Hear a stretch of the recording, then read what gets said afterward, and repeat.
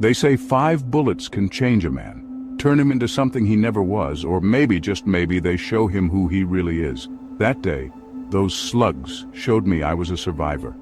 Left me with a story you wouldn't believe even if I whispered it in your ear myself. It was a Tuesday. Rain hammered the pavement like the old bill on a raid. I was meeting Mickey the Mole Higgins down by the docks. Usual greasy spoon, usual strong tea, unusual tension. See, Mickey owed me, big time. It wasn't just a casual debt, it was a matter of principle, a matter of trust. Mickey and I went way back, and in our line of work, trust is everything. A debt he swore he'd settle with a watch. Not just any ticker, mind you. This was supposed to be a symbol, a token of our unspoken agreement. A gold Cartier, nicked from some Russian oligarch's wife. It wasn't just about the value of the watch. It was about the story behind it, the risk taken to acquire it. Problem was, Mickey was full of shite and emptier promises. He had a knack for getting into trouble, and an even greater talent for making excuses. "The watch, Mick," I said, my voice flat as a snooker table. I wasn't asking for much, just what was owed to me.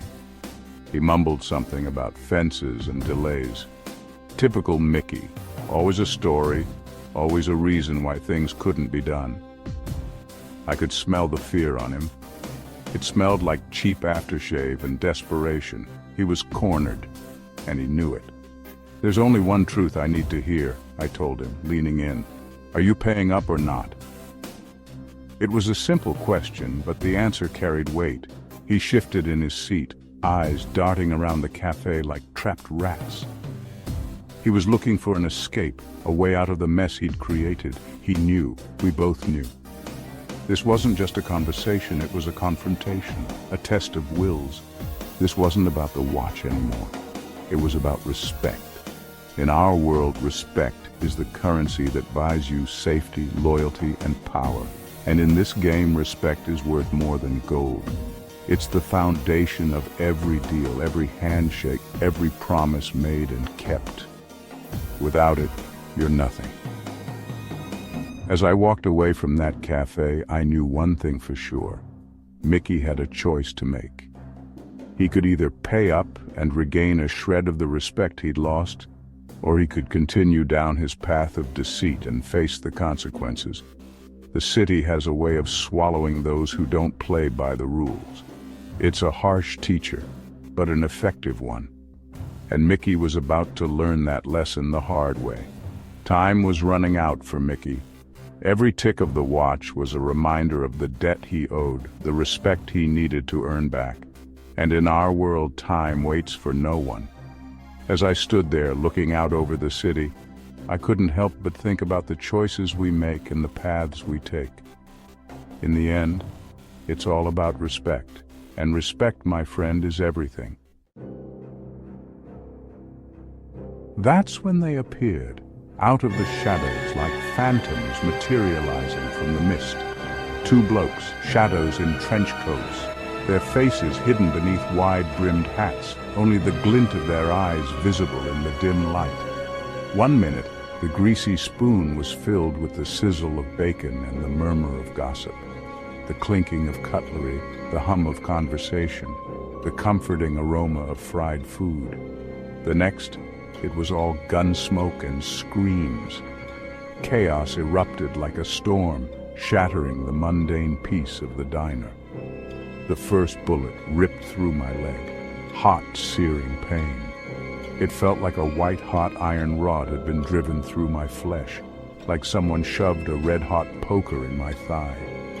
The agony was immediate, intense, and all-consuming. Didn't even have time to react before the second one slammed into my arm. The force of it spun me around. My arm felt like it was on fire. I saw stars in broad daylight. My vision blurred, the world around me spinning in a dizzying whirl. The third shot, that was the worst, aimed for my manhood. The pain was indescribable, a deep, gut-wrenching agony that made me want to scream. Felt like my insides were being ripped apart. Every nerve in my body was on fire, every muscle screaming in protest. The world around me faded into a haze of pain and fear. Then came the fourth. Forehead, a blinding flash. Everything went white. But I was still standing, still breathing, still in the bloody game. The fifth. That's the one they talk about, the one that should have ended it all, right in the eye. Felt like someone had shoved an ice pick through my skull, but the bullet, it took a weird bounce, skirted around my brain, left me blind in one eye but alive to tell the tale. Playing dead, feeling alive. I hit the floor. The greasy spoon was chaos. People screaming, running, diving under tables. I lay there, blood pooling around me, pretending to be just another stiff. But I could still feel it. The throbbing in my leg, the burning in my arm, the searing pain in my eye, and something else. A cold, hard fury. They tried to take me out. They failed.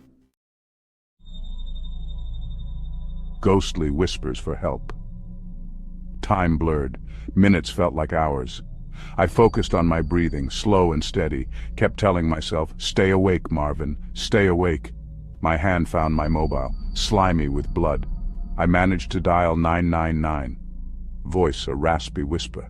"I've been shot 5 times. Greasy spoon. Docs." Then everything went black. Marked by lead, touched by fate, woke up in a hospital bed. White walls, smell of antiseptic. A nurse told me they were surprised I was alive, said it was a miracle. Miracles happen every day in this city. They just wear bulletproof vests and carry a blade. 5 bullets. One lucky bastard. That's what they called me after that. But luck had nothing to do with it. It was pure, bloody-minded will to live. The scars we carry. I carry those scars with me.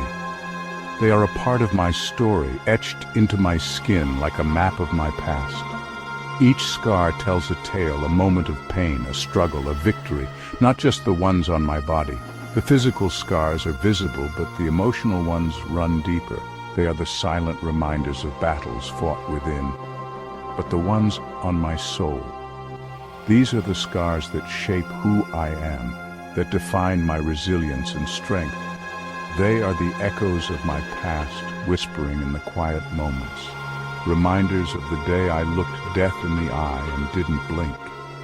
That day changed everything. It was a test of my will, my courage, and my determination to survive. The day I learned that sometimes the only way to win is to survive.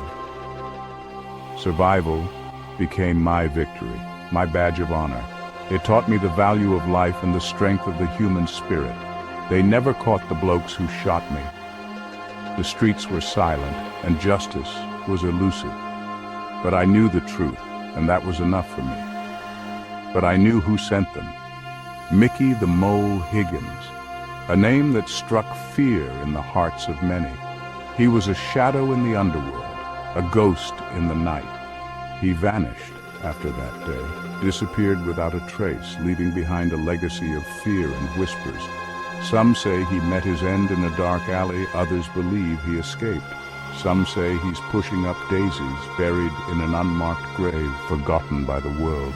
A fitting end for a man who thrived in the shadows. Others say he's living large in Spain, enjoying the sun and the sea, far from the life he once knew, a ghost of his former self living in luxury. Me? I don't care. He's a ghost. And ghosts hold no power over the living. They are memories, shadows of the past.